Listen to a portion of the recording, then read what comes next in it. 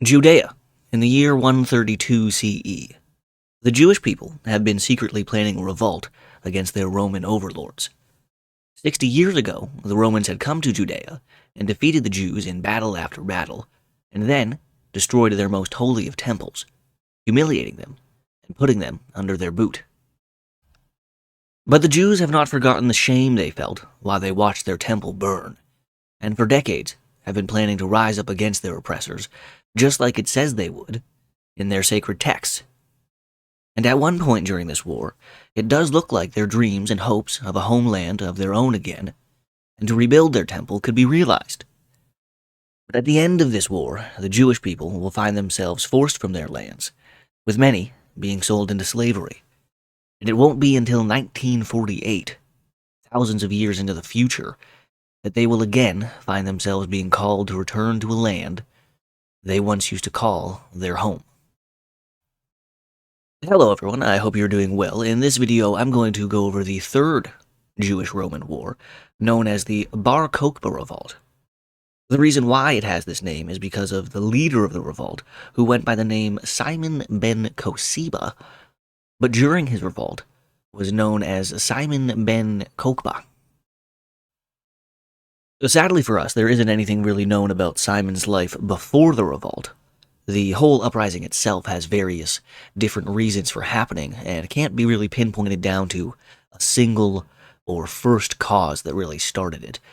This war is nowhere near as well documented as the First Roman-Jewish War.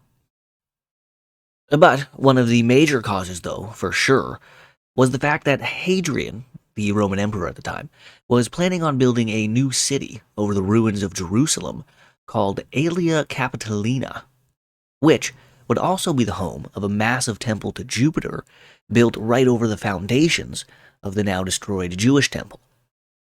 Also, Hadrian had restricted a lot of Jewish practices that the Romans thought abhorrent, especially the practice of circumcision. So the Jewish population was already on edge, and when they heard of this new plan for their ruined city, they began to plan a revolt. Now, this uprising wasn't like the first two, where they seemed to be kind of out of the blue with little real leadership and a real end goal. This revolt was very well planned. The Jewish leadership collected weapons and supplies, and they also dug a huge amount of tunnel systems to use for guerrilla warfare against the Romans. And unlike the first two rebellions, the Jews actually came together as one group, and they didn't really have as much infighting going on at the time. And they also waited until the Emperor Hadrian had finished his little tour of his eastern provinces to launch their attack. Now, before continuing, I'd just like to mention the prophecy of the fox. There's a Jewish legend that goes like this. After the fall of Jerusalem to the Romans, and after they had destroyed the city and the temple, 4 rabbis were making their way through the crumbling city and up to the Temple Mount, where the temple once stood. And when they arrived there, they saw a wild fox coming out of what used to be the Holy of Holies, the innermost sanctuary of the former temple. Now this caused 3 of the 4 rabbis to cry, to see how far they had fallen. Now what used to be a place only the high priest could enter is now being entered by lowly wild animals. But one of the rabbis there just laughed. The other 3 were like, "Bro, how could you be laughing right now? Look at our city, look at our temple. It's in ruins." "That is exactly why I am laughing," said the 4th rabbi, whose name was Rabbi Akiva. Akiva said, "Are you all forgetting about the prophecy given to us by the prophet Uriah? Therefore, for your sake, Zion shall be plowed as a field, and Jerusalem shall become rubble, and the Temple Mount as the high places of a forest." He went on to say that he was concerned that this prophecy had not come true yet, and that he was worried that a prophecy given by an earlier prophet, that Jerusalem would yet again be filled with elderly men and women sitting in the streets, and that the city streets will be full of boys and girls playing, would never come true. But now that he's seen this, the prophecy of the fox, he's happy to know that the prophecy of Jerusalem returning to glory must be true too. And now, to this very day, people still believe it like this. Look here, look at this, look at this. In 2023, people saw a fox near the Wailing Wall. They're out here talking about prophecies and shit still. Like, come on, people. The foxes are sneaky as hell and can live, like, anywhere. It's not a sign from God every time you see a fox in one of your special places. Like, relax, please. It's 2024. We should not be looking at natural occurrences or coincidences as signs from God, man. Come on, people. Okay, let's get back to the rebellion. In the year 132, Hadrian had left the east, and the Jewish people, after preparing in secret, were ready to launch their uprising. Very quickly, the rebellion spread throughout Judea, and the Jewish rebels under the leadership of Simon were able to capture 50 strongholds and 985 undefended villages and smaller towns. Now, I couldn't find a concrete answer if the rebels were actually able to capture Jerusalem itself. It is debated amongst historians if they did or didn't. But they did mint coins that had the freedom of Jerusalem engraved on them. And for all intents and purposes, Simon was able to establish a Jewish government over quite a large geographic area for a good 2 years, taking the title Nasi Israel, the Prince of Israel, and being given the name Bar Kokhba, meaning son of a star, by the religious leader of the revolt, the rabbi from earlier who reminded the other rabbis about the prophecy, Rabbi Akiva. Now, there were 2 legions in Judea when the revolt broke out, the 10th Legio Fretensis and the 6th Legio Ferrata, aka the 10th Legion of the Straight and the 6th Ironclad Legion.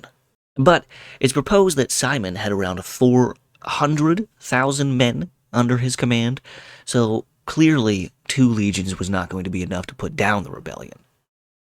Gaius Publicius Marcellus, the Roman legate of Syria, came to Judea with Legio III Gallica, the 3rd Gallic Legion, and the Roman governor of Arabia, Titus Haterius Nepos, brought Legio III Cyrenaica. There's also a theory out there that Legio 22 Dio Tariana was called on from Arabia as well, but along the way they were ambushed and massacred, causing the legion to be disbanded. This legion was actually not raised by a Roman general or the state. It was raised by Deiotarus, king of the Celtic tribe of the Tolistobogai, all the way back in 48 BC. The king was a client and ally of the Roman general Pompey the Great. And this legion, it had helped the Romans win the Third Mithridatic War, and had also taken part in the First Jewish Rebellion. But sadly, sometime during this war, they disappear, never to be heard from again in history. While these legions and their commanders slowly made their way through the country, the Jewish rebels, they relied heavily on hit-and-run tactics and pretty small but lethal ambushes to try and disrupt the progress of the legions. The Jews, they had built a massive amount of tunnels, which they would use to transport not only soldiers, but also goods to keep them and the Jewish refugees of the war fed and clothed. These tunnel systems were said to have gone into almost every house in the lands controlled by Simon. And as of today, there's been at least 350 different hideouts and tunnel systems excavated, and they were mapped out into 140 different Jewish villages. You know, it's even possible that maybe at this time, this is possibly the time that the caves that the Dead Sea Scrolls were found in were made, and possibly even inhabited, but we'll never know. Now, I have gone on to 11 different historical sites here and looked everywhere else I could think to try and find something about what actually happened during these times. But sadly, unlike the first Jewish-Roman War, which had Josephus writing down and taking account of everything that happened, the Bar Kokhba revolt did not have an ancient historian there to compile all of the events of the war together, so there's not really much to go on. But we do know that it was going well for Simon and his rebels, so well for them that the Roman Emperor Hadrian had to call upon his best general, Sextus Julius Severus, who was stationed all the way over on the island of Britannia.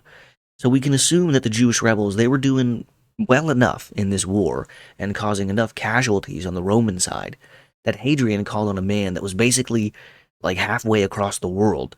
I mean, at this point, across the whole world, to come and put down the revolt. Now, as Severus is making his way to Judea from Britain, the Romans were bringing in troops from as far away as the Danube legions to come put down this revolt. It's believed that up to 10 different legions, or at least portions of these legions, fought in this war. We've already mentioned a couple here, but there was also Legio II Traiana Fortis, Legio X Gemina, cohorts of the 5th Legio Macedonica, cohorts of the 11th Legio Claudia, cohorts of the 12th Legio Fulminata, and more cohorts of the 4th Legio Flavia Felix, along with 30 to 50 auxiliary units for a force probably about 60, a big gap here, but 60 to 120,000 Roman soldiers. So that is a massive force, even on the lowest of the low ends. I mean, this was a much, much larger force than the one that was in Judea under the command of Titus 60 years earlier in the first revolt. And it's also theorized that the infamous 9th Legio Hispania, the 9th Spanish Legion, they were brought to Judea by Severus, and that this is where they too disappeared from history, like the Diocletiana Legion from earlier. Just a theory, though.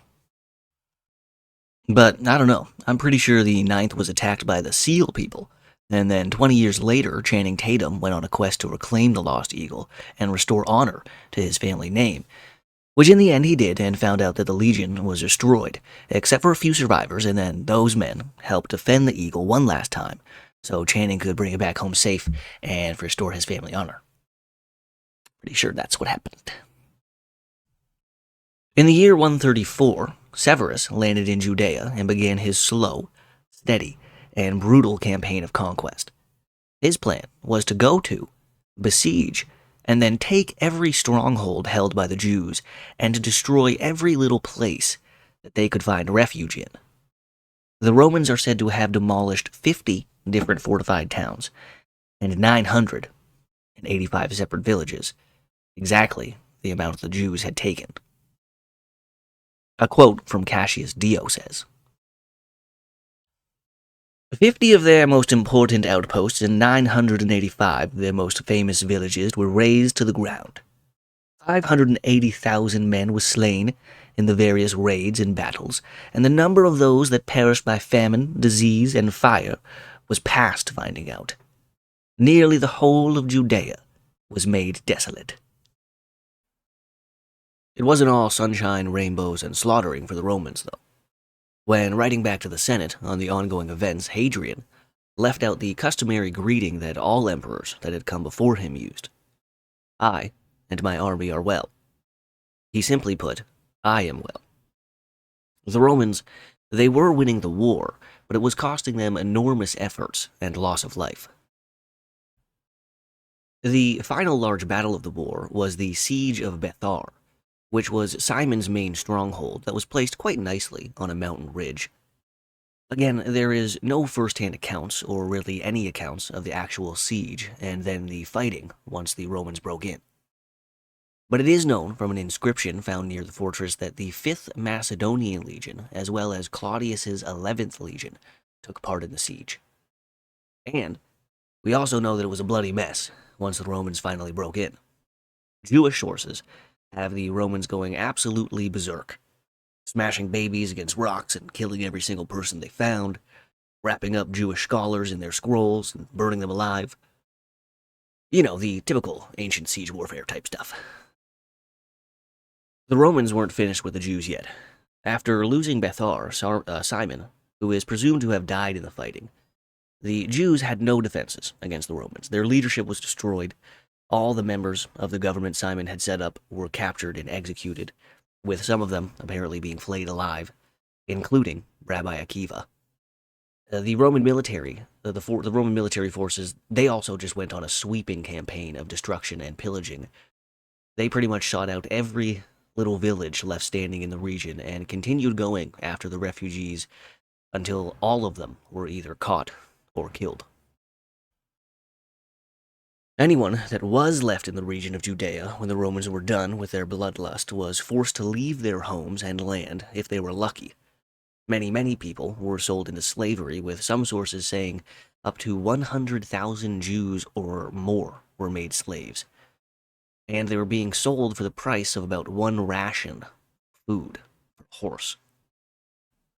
The Emperor Hadrian, he forbade the practice of Torah law, and using the Hebrew calendar in Judea, and he also ordered the execution of any Judaic scholars that the Romans could get their hands on, and burned the sacred scrolls of the Jews. He burned many of these scrolls at the new temple, dedicated to Jupiter, that he built right on top of the Temple Mount, where the former Jewish temple once stood. And to really try and destroy any vestiges of Judea or ancient Israel, Hadrian renamed the entire province of Judea to Syria Palestinia, in hopes that by doing so, over time, people would forget about Israel and the Jews, and that they would be forgotten. But we know, sitting here today, 2,000 years later, that that won't be the case. That the Jewish people, they will survive, and they will continue to go on through multiple attempts to eradicate them. I mean, if anything, you've got to give them some respect for just never giving up and letting go of this identity that was created, and then I guess forged in fire time and time again. But sadly, nowadays, though, I think many of the Jewish people have forgotten where they came from. Hadrian expelled the Jews from Judea, and he renamed the province to Syria Palestinia in the year 134, and not up until the year 1948, when the vote for a new Jewish homeland was held, would the Jews officially call this land their home again. I really wish there was more historical info on this war, because it seems like it was one of, if not the bloodiest wars the Romans ever fought.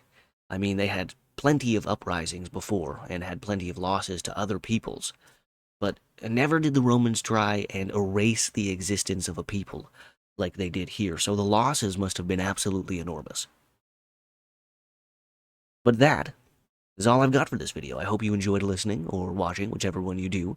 Thank you very much for that, and yeah, see you later. Have a good one.